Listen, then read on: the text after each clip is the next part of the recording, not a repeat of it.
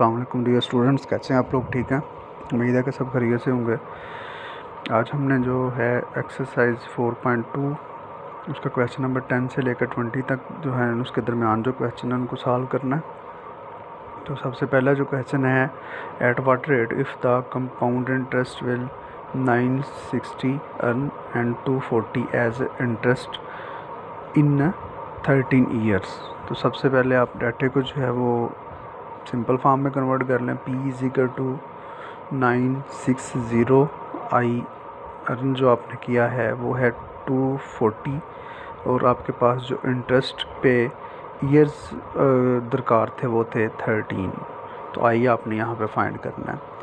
तो अब हम अगर फार्मूले के अकॉर्डिंग देखें तो फार्मूला जो है जिसमें हमें P और आई की अमाउंट गिवन हो, तो वो फार्मूला ये इंटरेस्ट का जो आपके सामने लिखा हुआ है, I is equal to P into 1 plus I की पावर n-1। आई की जगह पे आपने 240 वैल्यू पुट की, पी की वैल्यू जो है वो 960 इंटू 1 प्लस आई आपके पास गिवन नहीं है, ये आपने फाइंड करना है, अननोन है। और उसके बाद n की वैल्यू आपके पास 13 जो कि आपने पावर में लिख दी -1। अब 960 जो है इस साइड पे मल्टीप्लाई हो रहा है, उस साइड पे आके डिवाइड होगा तो उसका आंसर आएगा 0.25। और फिर आपने क्या करना है, 1 प्लस आई की पावर 13 -1। अब आपने 1 को दूसरी साइड पे लेके जाएंगे, वो प्लस हो जाएगा 1.25 1 प्लस आई की पावर 13। अब यहाँ पे जो है आप गौर करें तो यहाँ पे 13 जो है वो पावर में है, तो जब इसकी पावर दूसरी तरफ शिफ्ट करेंगे तो वो पावर जो है वो इस फॉर्म में हो जाएगी 1/13। ठीक है जी, इन्वर्स जो है वो पावर हो जाती है। अब आपके पास यहाँ पे 1 प्लस आई, तो अब आप सिंपल यहाँ से 1.25 की पावर कैलकुलेटर पे डायरेक्ट 1/13 करेंगे, यहाँ 1/13 करके जो आंसर आता है वो इसकी पावर ले लेंगे तो आपके पास आंसर 1.0173 आ जाएगा। अब यहाँ पे 1 जो है वो प्लस का दूसरी साइड पे जाकर माइनस का हो जाएगा, आई की वैल्यू जो है आपके पास 0.0173 आ जाएगी। अब आपने इसको 100 के साथ मल्टीप्लाई करना है। ठीक है जी, उसके बाद हमने क्वेश्चन नंबर 15 जो है, क्वेश्चन नंबर 15 में P आपके पास ये है, n इज इक्वल टू 5100 है, n is equal to 5/1/2 years हैं। तो आपने इसको सिंपल में चेंज किया तो 5.5 बन गए और आपने 2 के साथ मल्टीप्लाई इसलिए किया कि ये समी का डाटा था। तो इसी तरह से सिंपल जो आपके पास स्मॉल आई है उसको भी आपने 2 पे डिवाइड करना है क्योंकि डाटा जो है वो समी एवरेज से आ रहा है। उसके बाद कंपाउंड इंटरेस्ट का फार्मूला, अब यहाँ पे देखें तो आप सिंपल इंटरेस्ट का फार्मूला नहीं यूज़ कर सकते, कंपाउंड जो है इंटरेस्ट का फार्मूला यूज़ नहीं कर सकते क्योंकि आपके पास जो डाटा दिया हुआ है वो SN की फॉर्म में दिया हुआ है। तो SN is equal to P into 1 plus I की पावर n।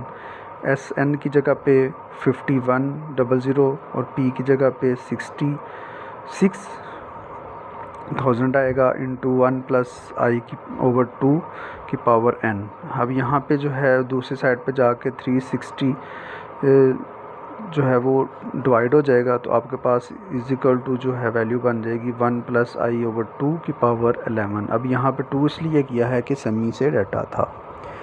अब आपके पास जो वैल्यूज़ हैं इसको सिंप्लीफाई किया, 11 यहाँ पे पावर में है, दूसरी साइड पे उसकी पावर जो है वो उलट हो गई है 1/11 की फॉर्म में। अब यहाँ पे आप सिंपल जो है इसको सॉल्व करके तो आंसर ले सकते हैं, बाद में जो फाइनल आंसर आएगा उसको आप 100 के साथ मल्टीप्लाई कर देंगे तो आपके पास आई की वैल्यू आ जाएगी।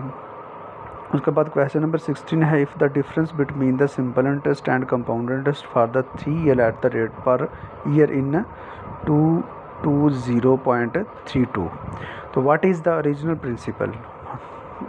प्रिंसिपल आपने इसमें फाइंड करना है। आई इज इक्वल टू 6% है, n इज इक्वल टू 3% है, difference between simple and compound amount. तो आपने दोनों के फार्मूला लिखने हैं, उनको माइनस कर देना। पहले आपने कंपाउंड का फार्मूला लिखा, फिर आपने सिंपल का फार्मूला लिखा, तो डिफरेंस है तो डिफरेंस का बिटवीन माइनस आ जाएगा, इज इक्वल टू 220.32 आंसर आपके पास गिवन है। अब यहाँ पे आपके पास जो वैल्यूज़ गिवन हैं उसको आप वहाँ पे पुट कर दें, उसको सॉल्व कर लें। जैसे यहाँ आई मल्टीप्लाई बाई n की वैल्यू आपके पास 0.06 मल्टीप्लाई पे 3 था, तो आंसर आपके पास 0.18 आ गया। इसी तरह से 1 प्लस आई आपके पास 0.6 है, इसको प्लस करेंगे, उसकी पावर 3 लेंगे तो आपके पास आंसर आएगा 1.191016 माइनस 1। अब 1.19106 में से माइनस आप करेंगे 1 को, तो आपके पास जो आंसर आएगा 0.191016, और यहाँ पे आपके पास जो वैल्यू आई हुई है p इंटू 0.18। अब आपने क्या करना है, p की वैल्यू में से उसको माइनस करना है, मतलब p इंटू 0.1910 माइनस p 0.18। तो इसको आप माइनस करेंगे तो आपके पास आंसर आएगा 0.011016 p is equal to 220.32।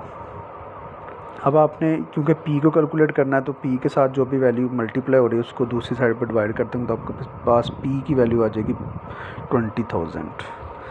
Question number आपके पास है जी अब 19 वाले क्वेश्चन में जो आपके पास डाटा दिया हुआ है, ये थोड़ा सा क्वेश्चन मतलब फार्मूले के पॉइंट ऑफ व्यू से थोड़ा सा चेंज है, इसलिए इसको मैंने इंक्लूड किया है। तो आप इसको ज़रा अच्छे तरीके से समझ लीजिए। n इज इक्वल टू आपके पास ईयर्स दिए हुए हैं कि n जो है इसको आप n के साथ भी डिनोट कर लें, m के साथ डिनोट कर लें।